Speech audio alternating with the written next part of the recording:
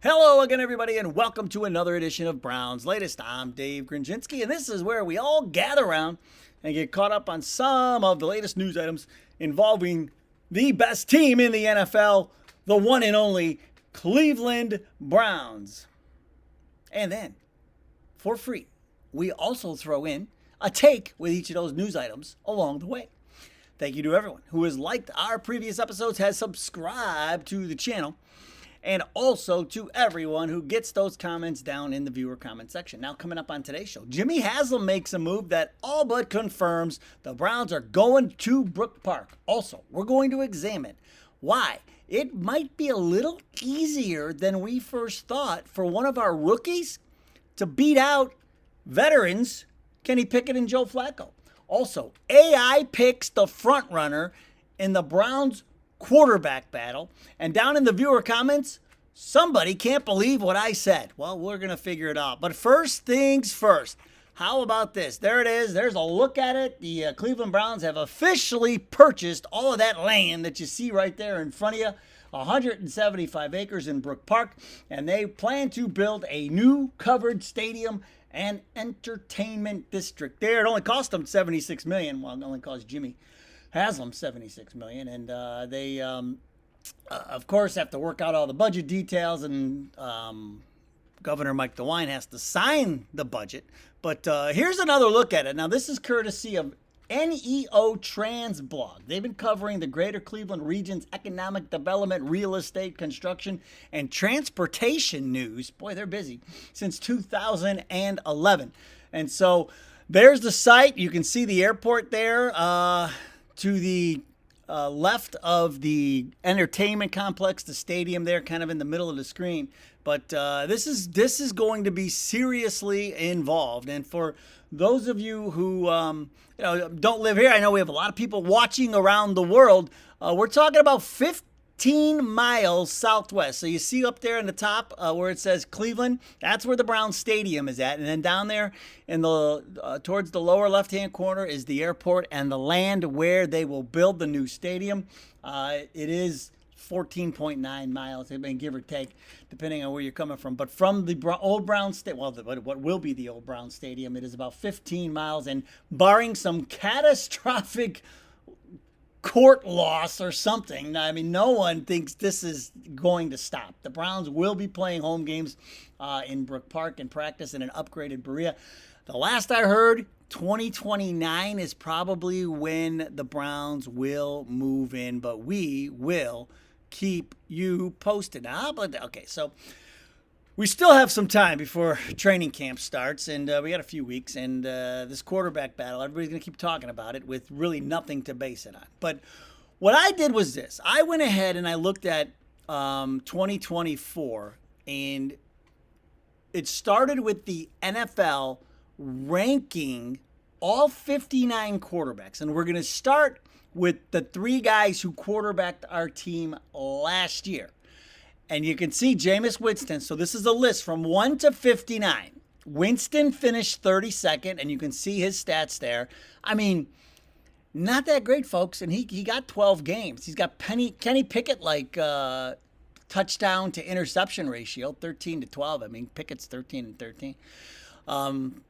So not great. Dorian Thompson-Robinson, disaster. And then, of course, Deshaun, the disaster, ranked dead last. So when I saw that, I'm like, okay, these three were terrible. I said, but we got new vets in the room now, right? So, maybe it'll be improving. Okay, well, first things first.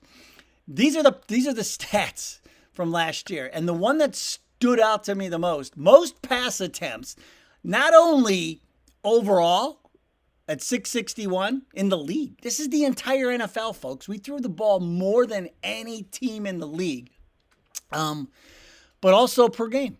39 times a game we were throwing like that is just not a recipe for success, man. And so getting back to this balanced attack of the Kevin Stefanski offense, I mean, I'm telling you, this offense is going to compared to last year, it is going to look completely different. And so then I said, okay, well, what we need to do then is go back to the rankings from last year and see where our two new veterans fit in. And so Flacco, you can see there, came in at 40, and then Kenny Pickett at 47. So let's go back to this screen one more time. So they fit in between Winston and Dorian Thompson-Robinson, which isn't saying much. But that's where they fit. And you can see Flacco's stats, not that impressive. I mean, he had 12 passing touchdowns and 7 interceptions. And then look at Kenny. We went over Kenny. These are the 5 games. This is his time with the Eagles last year, and he had that one start, which they won. They won that game 41-7, but he only threw 15 passes in that game. And Saquon Barkley ran like crazy, ran for 167 yards, and their defense went nuts. But Pickett threw for a touchdown in that game, ran for another one, also had a couple of tush pushes. But then we also found out he played that game with a broken rib. But he's got situational grit, so I credit that. And so you're like, Dave, why are you throwing all these numbers at me? Like, you majored in communications because you hated math. That's a true story. Got to college, and during orientation, they said, if you majored in communications, you don't have to take any math classes. And I said, that seals the deal. So I majored in communications. But I digress. What this means to me is this. Pickett and Flacco are coming off, Pickett's basically been kind of on the shelf, for a year. I mean, he did get that start. And Flacco, he had his chance earlier in the year and didn't do much with it. So, the shots for the rookies are going to be there. If the veterans can't get it together, sooner than later. Yeah, I think that, the rookies are still in the mix. Dylan Gabriel and Shedeur Sanders will still be in the mix when this quarterback battle resumes. I know everybody's going to keep saying they don't have, they don't have a chance, but when you're looking at what they're coming off of, Flacco and Pickett, there's a chance if they don't get it going right away, then you can see the rookies sooner than later. But I do think the new offense is going to help tremendously. All of the quarterbacks getting back to that running game, and we got 2 stud running backs now back there. And if the offensive line stays healthy, I think it's going to help tremendously. Now, speaking of the quarterback battle, I said, okay, you know how I like to ask AI different questions. And so I said, okay, AI, tell me this. Everybody's guessing. So I want you to tell me, who is the front runner heading into training camp? Who is our guy? Who's the number 1 guy going into training camp? And AI said, Kenny Pickett. And they based it on most first-team reps. Then the Flacco came in second. They said trusted veteran. Put Dylan Gabriel third. I don't know about that, AI. Impressive camp. Not sure about that. I think these two should have been flip-flopped, and you can use what they wrote for Gabriel. You could put that for Shedeur.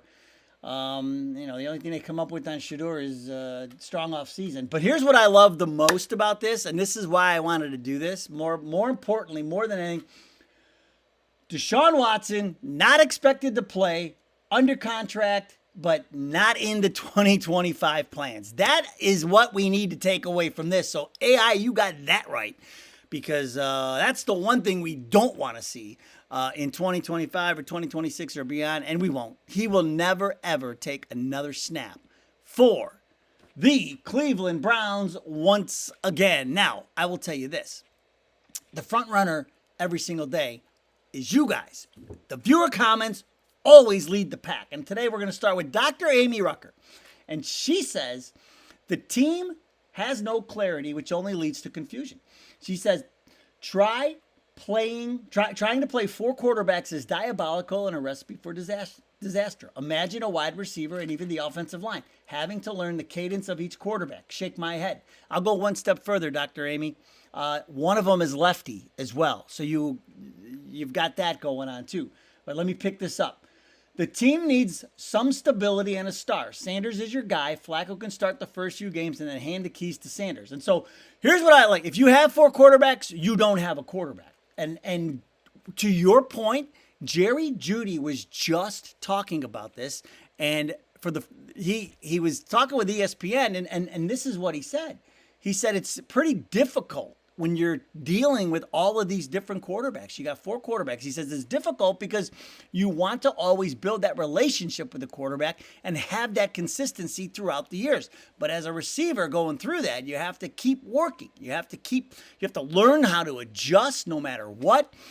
Some situations aren't going to be the same as others, or they're not going to go as planned. So you've got to figure out how to keep going and stay on the right path. And so to your point, Dr. Amy, I mean, he's saying that same thing. Like it's like a baseball. In baseball, I liken it to a pitcher and a catcher, right? Because there are certain I had my favorite catcher. Like you always have your favorite catcher because they just get you. You think less.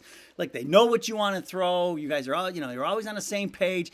This is sort of the same thing, right? You get these quarterback wide receiver relationships, and it's hard to do when you got 4 of them in there, and one of them is you're dealing with different heights, and plus Dylan Gabriel's lefty. That's a completely different thing going on, and so you are not wrong, Dr. Amy, and that's why I think this is the importance between that good connection between a quarterback and a receiver cannot go underrated, just like a pitcher and a catcher.